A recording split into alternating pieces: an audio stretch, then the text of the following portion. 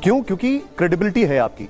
अब आपने एक दिन अभी कहीं हाल फिलहाल आपने कहा था कि अगर सरकार साथ दे तो आप पेट्रोल पंप खोल देंगे और 35 से 40 रुपए लीटर पेट्रोल मिलेगा। अब कोई फॉर्मूला है? ये अभी नहीं कहा था, ये 10 साल पहले की बात है, मैं कहा था। लेकिन हो सकता है टैक्सेशन को कम कर दिया जाए तो ये तो सच है। नहीं, आपने ये कहा था कि ये आएंगे तो 35 रुपया मिलेगा, आप उनको अरे भाई अब देखो, इसलिए मैं कह रहा हूं, अभी कुछ मेरे मुंह से निकल जाएगा, कोई नया बखेड़ा हो जाएगा। महापुरुषों संकट में मत डालो, संकट मोचन नाम तिहारो। ठीक, प्रभु जी मैं आ रहा हूँ।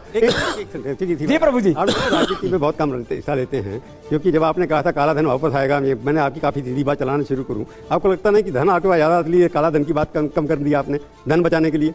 किसका धन बचाने के लिए? अपना देश के लिए इकट्ठा किया आपने।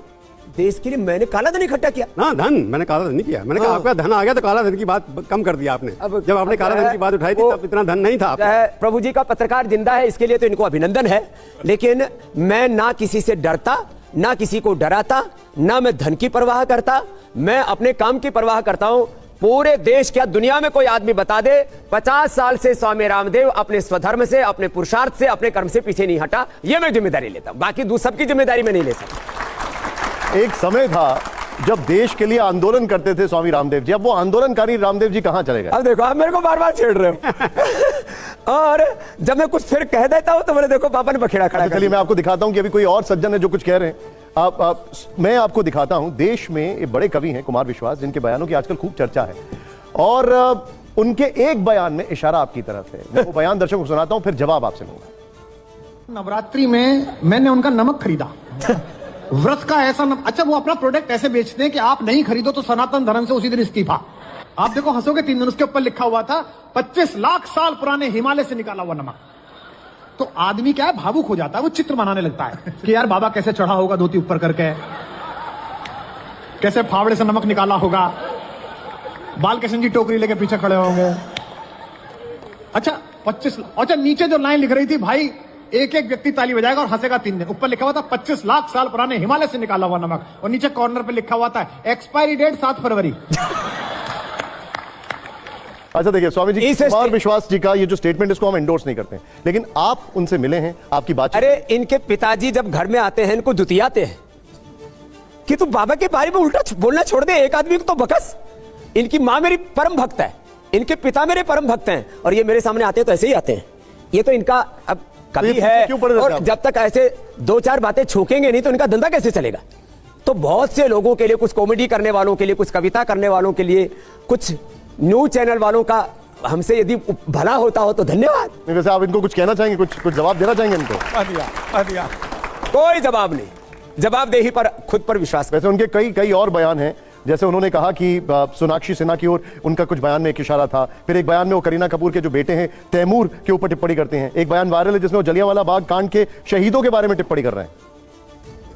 क्या है, अति उत्साही युवक हैं, सरस्वती का उन पर बहुत अनुग्रह है, बहुत प्रज्ञावान है, और शब्दों के जादूगर हैं, बहुत अच्छा घड़ना जानते हैं शब्दों को, लेकिन कभी कभी कुछ हो जाता है। आप बहुत हल्के से बच के निकल रहे हैं, जवाब नहीं दे रहे, मैं देख रहा हूं। क्या करें, उनके माता पिता हमारे भक्त हैं। ठीक है। वैसे आप नाराज हैं क्या उनसे? ना, कतई नहीं। अच्छा, शमुना जी, जो नाराज होते हैं वो महाराज नहीं होते। क्या बात?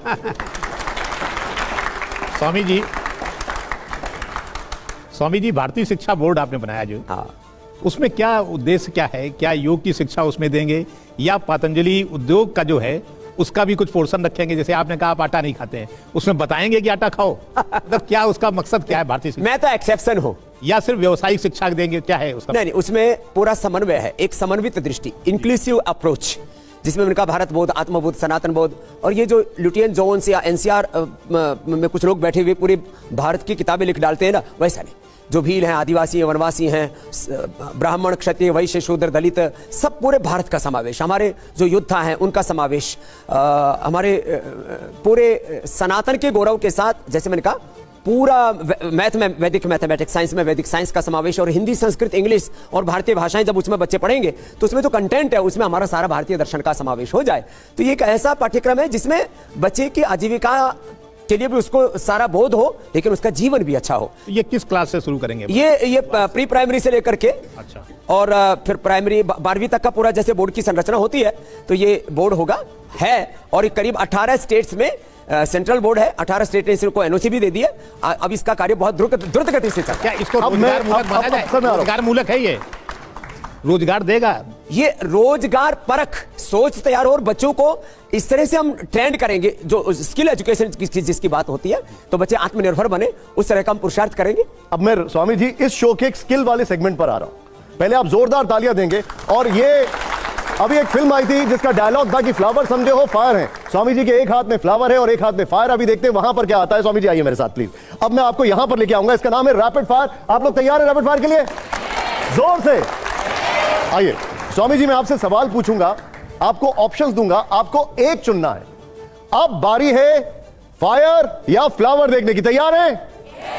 आइए जरा पहला सवाल हमारा जरा यहां पर प्ले करिए। पहला सवाल, बेहतर संचालक कौन, स्वामी रामदेव जी या आचार्य बालकृष्ण जी? आचार्य बालकृष्ण जी को मान लेते हैं। अभी फ्लावर निकला है, जोरदार तालियां हो जरा। आइए जरा हमारा अगला सवाल प्ले करिए जरा। हमारा अगला सवाल क्या है, पसंदीदा नेता कौन, राहुल गांधी जी या अरविंद केजरीवाल जी? बड़ा धर्म संकट में फंसा दिया, भगवान करे दोनों ही अच्छे रहे। नहीं, अभी आपको पसंद कौन है इन दोनों में से? अरे भाई ये तो सबसे इजी है आपके लिए। कौन पसंद है आपको? यही तो राजनीति के राज आज तक हमको ही नहीं पता लगे। अच्छा ये बता दीजिए, इनमें से अच्छा योग कौन करता है? दोनों ही कर रहे हैं। नहीं, वो राजनीतिक योग कर रहे हैं या आपके आसन वाला योग कर रहे हैं या हठ योग कर रहे हैं? हठ योग में अरविंद केजरीवाल जी भी माहिर हैं और इन्होंने भी जो भारत की पूरी यात्रा की उससे इन्होंने बहुत कुछ अचीव कर लिया है। तो दोनों ही पॉलिटिक्स में अचीवर्स हैं, इतना मैं कह सकता हूं। फिर से फ्लावर निकला है, जोरदार तालियां हो जरा। ठीक है आइए जरा। अब आप जरा बताइएगा हमें स्वामी जी। देखिए आइए जरा अगला सवाल प्ले करिए। हमारा अगला सवाल है, बेहतर वक्ता कौन, प्रियंका गांधी जी या कंगना रनौत जी? एक है वक्ता, एक है नेता। तो इन दोनों में से नेता तो प्रियंका अच्छी है और वक्ता कंगना रनौत अच्छी है। लेकिन उनके सारे बयान में तो विवाद हो जाता है। अरे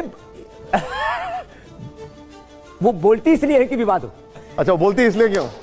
लेकिन उनके बयानों पर तो पार्टी स्टैंड लेती है कि हमारा बयान नहीं है ये। जी अच्छा स्वामी जी, आज आप देख रहे हैं क्रिकेट भी बहुत अच्छा खेल रहे हैं, बाहर जाती हुई गेंद को टच भी नहीं कर रहे, देख रहे हैं आप? जोरदार तालियां हो जरा एक बार। आइए जरा अगला सवाल प्ले करिए जरा। हमारा अगला सवाल क्या है यहां पर, वो आपके सामने है। आप देखिए, बेहतर विचारक कौन, गोलवलकर जी या महात्मा गांधी जी? देखिए, जो गोलवलकर जी हमारे सनातन परंपरा के बहुत बड़े विद्वान हैं, तो उनका जो परिप्रेक्ष्य है वो सनातन के बहुत बड़े विचारक हैं और देश की एकता, अखंडता और संप्रभुता उसको एक वैश्विक परिप्रेक्ष्य में कैसे प्रतिष्ठापित करना है, उसके लिए एक बहुत बड़ी प्रेरणा महात्मा गांधी। इसलिए दोनों का परिप्रेक्ष्य भिन्न है।